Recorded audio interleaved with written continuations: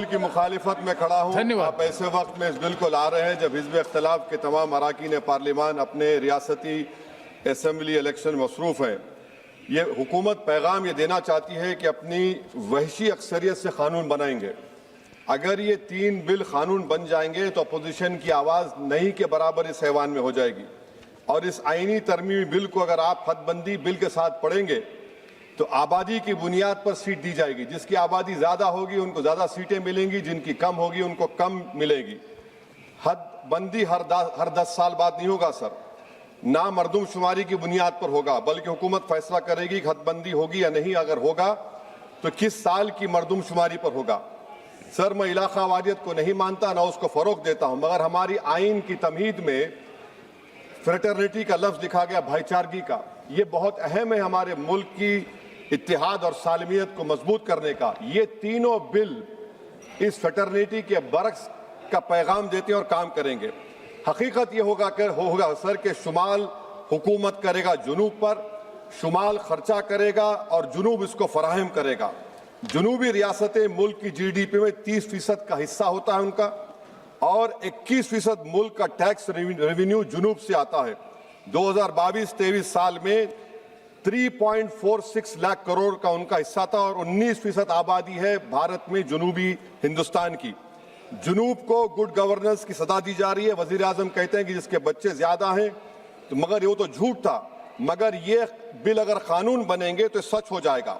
Sir, अगर आप 6 रियासतों को, बिहार, मध्य प्रदेश, यूपी, राजस्थान, गुजरात और हरियाणा को मिला ले, यहाँ पर सीट होंगी 392 और सिर्फ 34 सीट की जरूरत पड़ेगी हुकूमत बनाने के लिए। एक कॉन्फ्रेंस की माली इमदाद हुकूमत में की, उस कॉन्फ्रेंस में किसी ने उठकर कहा कि कैसे हम आईनी हिंदू राष्ट्र को हासिल करेंगे। अब पता चल रहा है कि गैर बीजेपी पार्टियों के नुमाइंदगी को डाइल्यूट करने से ही आप एक आईनी हिंदू राष्ट्र बनाना चाहते हैं, ताकि यूसीसी, लैंड जिहाद, हिंदी को लाजमी कर देना, बुलडोजर को आईनी तहफ़्फ़ुज़ देना। सर, डबल इंजन का सरकार, डबल इंजन सरकार क्या है?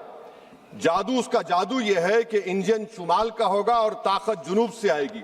सर, नतीजा यह होगा कि जुनूबी हिंद के तमाम रियासतें अपनी आबादी बढ़ाने का काम शुरू कर देंगी। क्या यह मुल्क के लिए अच्छा होगा? तो तशवीशनाक होगा।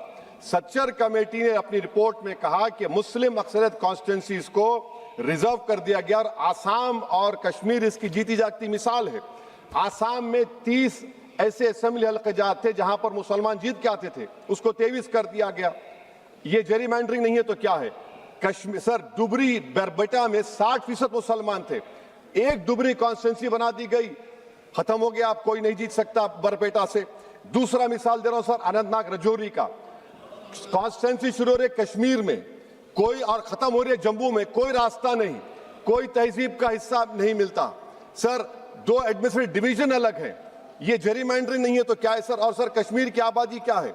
56% कश्मीर की आबादी, सीट है 52.22। जम्मू की आबादी है 43.65, सीट में 47.78। ये जेरीमैंडरिंग है तो नहीं है तो क्या यही होगा? सर, मुस्लिम अक़लियत को तो बीजेपी टिकट नहीं देती, रिजर्वेशन दूर की बात, मगर क्या यह मुल्क के मफाद में है कि इस ऐवान में 18 करोड़ की आबादी के सिर्फ 4% MP जीत कर आएंगे? ये आपकी मुल्क से मोहब्बत है? ये राष्ट्रवाद होगा कि 18% से 4% आएंगे जीतकर? आप फैसला कर लीजिए। ट्रेजरी बेंचेस को सोचना है, अगर वो भारत से मोहब्बत करते हैं तो तशवीशनाक बात है। अगर बिल कानून बनेगा तो फिर आप भूल जाइए, यहां पर तो और कम हो जाएंगे। तो मैं ये आपको बताना चाह रहा हूं सर कि मुस्लिम अक़लियत को SIR से, रायदही से, हक रायदे महरूम कर दिया जा रहा है, बुलडोजर से बेघर कर दिया जा रहा है, और हदबंदी से इनकी सियासी आवाज को खत्म करने का मंसूबा है।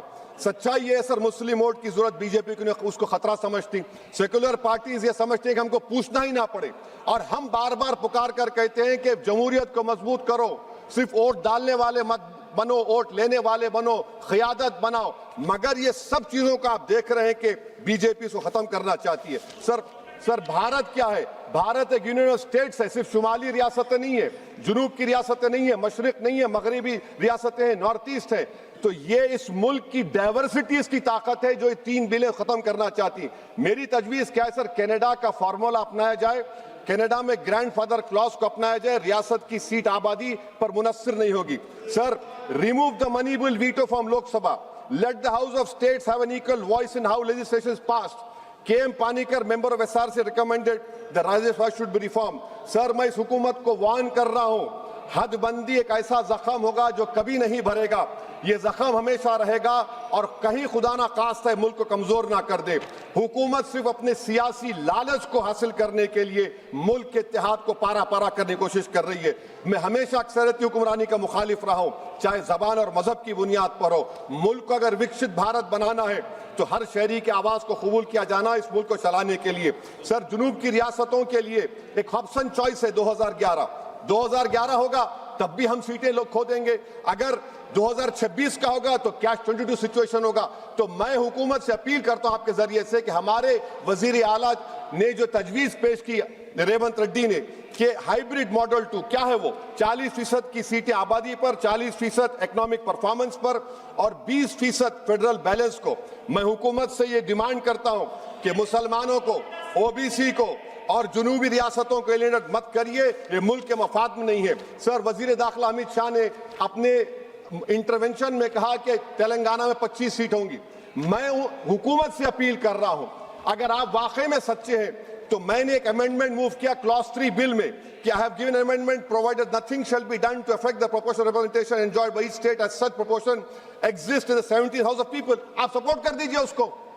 देखिए सर, अगर कोई मंत्री यहां पर कुछ बोलता है तो मैं, अगर वादा पूरा नहीं होता तो मैं ब्रीच ऑफ प्रिविलेज डालूंगा, मगर कानून की बात हो रही है, आप लिखते क्यों नहीं कानून में? Write it in the bill that 50% would be there. आप नहीं लिखना चाह रहे, आप बोल रहे कि मेरी बात का भरोसा करो कि कौन जिया तेरे जुल्फ के शहर होने तक, हम तो खाक हो जाएंगे तुमको खबर होने तक। सर और आप एक बता रहा हूं सर, ये गवर्नमेंट क्यों ला रही है?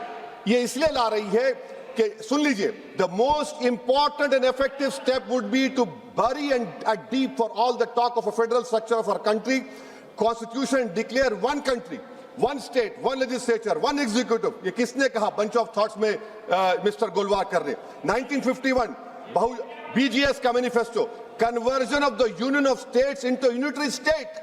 This is what is happening now with these 3 bills। Now please, so, I am concluding, sir, I am concluding that can this whole proceedings are being watched by the Muslim women who were raped in Muzaffarnagar, will they feel happy about it? Bilqis Bano is watching this. Has Bilqis Bano got justice? Zakia Jafri's family is watching this. Have they got justice? No. Please. That is why I conclude, sir, by reciting the share of what Rahat Indori said about this government. जहां से गुजरो धुआं बिछा दो, जहां से गुजरो धुआं बिछा दो, जहां भी पहुंचो धमाल कर दो। तुम्हें सियासत ने हक दिया है, हरी जमीन को लाल कर दो। अपील भी तुम, दलील भी तुम, गवाह भी तुम, वकील भी तुम, जिसे भी चाहो हराम कह दो, जिसे ही चाहो हलाल कर दो। मैं वार्न कर रहा हूं सर, आपके पास मेजॉरिटी नहीं है, ये मत करिए, मुल्क को कमजोर करने की हरकत होगी। शुक्रिया सर।